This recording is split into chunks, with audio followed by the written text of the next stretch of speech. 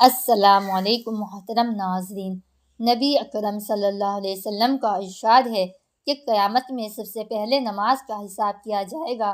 اگر وہ اچھی اور پوری نکل آئی تو باقی اعمال بھی پورے اتریں گے، اور اگر وہ خراب ہو گئی تو باقی اعمال بھی خراب نکلیں گے۔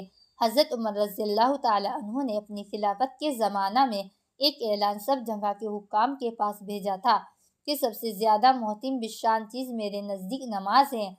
جو شخص اس کی حفاظت اور اس کا اہتمام کرے گا وہ دین کے اور اجزاء کا بھی اہتمام کر سکتا ہے، اور جو اس کو ضائع کر دے گا وہ دین کے اور اجزاء کو بھی زیادہ برباد کر دے گا۔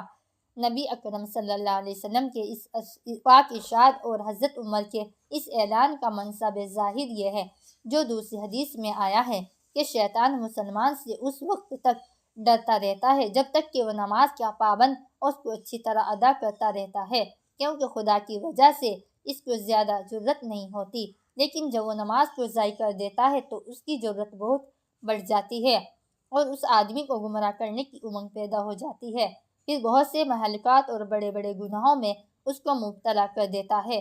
اور یہی مطلب ہے جو حق سبحانہ تقدس کے ارشاد کا، جس کا بیان قریب ہی آ رہا ہے۔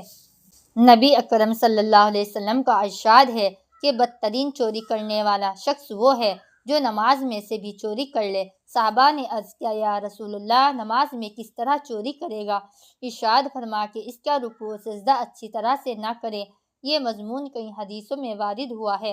اول تو چوری خود ہی کس قدر ذلت کی چیز ہے اور چور کو کیسی حقارت سے دیکھا جاتا ہے، پھر چوری میں بھی اس حرکت کو بدترین چوری ارشاد فرمایا گیا ہے کہ رکوع سجدہ کو اچھی طرح نہ کرے۔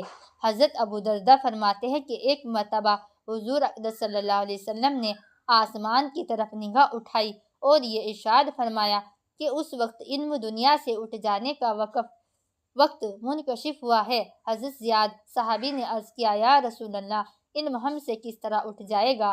ہم لوگ قرآن شریف پڑھتے ہیں اور اپنی اولاد کو پڑھاتے ہیں، اور وہ اسی طرح اپنی اولاد کو پڑھائیں گے اور یہ سلسلہ چلتا رہے گا۔ حضور صلی اللہ علیہ وسلم نے فرمایا، میں تو تجھے بڑا سمجھدار خیال کرتا تھا، یہ یہود و نصارہ بھی تو تورات انجیل پڑھتے پڑھاتے ہیں، پھر کیا کارآمد ہوا؟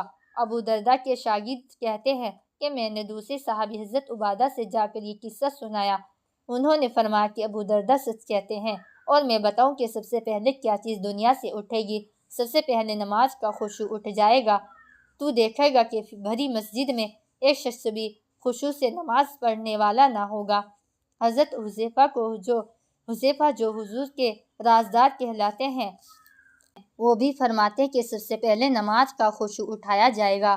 ایک حدیث میں آیا ہے کہ حق تعالی شانہ اس نماز کی طرف توجہ نہیں فرماتے جس میں رکوع سجدہ اچھی طرح نہ کیا جائے۔ ایک حدیث میں ارشاد نبوی ہے کہ آدمی 60 برس تک نماز پڑھتا ہے مگر ایک نماز بھی قبول نہیں ہوتی، کہ کبھی رکوع اچھی طرح کرتا ہے تو سجدہ پورا نہیں کرتا، سجدہ کرتا ہے تو رکوع پورا نہیں کرتا۔ حضرت مجدد الفسانی نور اللہ مرکزہ نے اپنے مکاتب خطوط میں نماز کے اہتمام پر بہت زور دیا ہے اور بہت سے گرامی ناموں میں مختلف مضامین پر بحث فرمائی ہے۔ ایک گرامی نامہ میں تحریر فرماتے ہیں کہ سجدے میں ہاتھوں کی انگلیوں کو ملانے کا اور رکوع میں انگلیوں کو علیحدہ علیحدہ کرنے کا اہتمام بھی ضروری ہے۔ شریعت نے انگلیوں کو ملانے کا کھولنے کا حکم بے فائدہ نہیں فرمایا ہے، یعنی ایسے معمولی آداب کی رعایت بھی ضروری ہے۔ اسی سلسلہ میں تحریر فرماتے کہ نماز میں کھڑے ہونے کی حالت میں سجدے کی جگہ نگاہ جمائے رکھنا اور رکوع کی حالت میں پاؤں پر نگاہ رکھنا اور سجدے میں جا کر ناک پر رکھنا اور بیٹھنے کی حالت میں ہاتھوں پر نگاہ رکھنا اور نماز میں خشوع کو پیدا کرنا، اور اس سے نماز میں دل جمعی نصیب ہوتی ہے۔ جب ایسے معمولی آداب بھی اتنے اہم فائدے رکھتے ہیں تو بڑے آداب اور سنتوں کی رعایت تم سمجھ لو کہ کس قدر فائدہ بخشے گی۔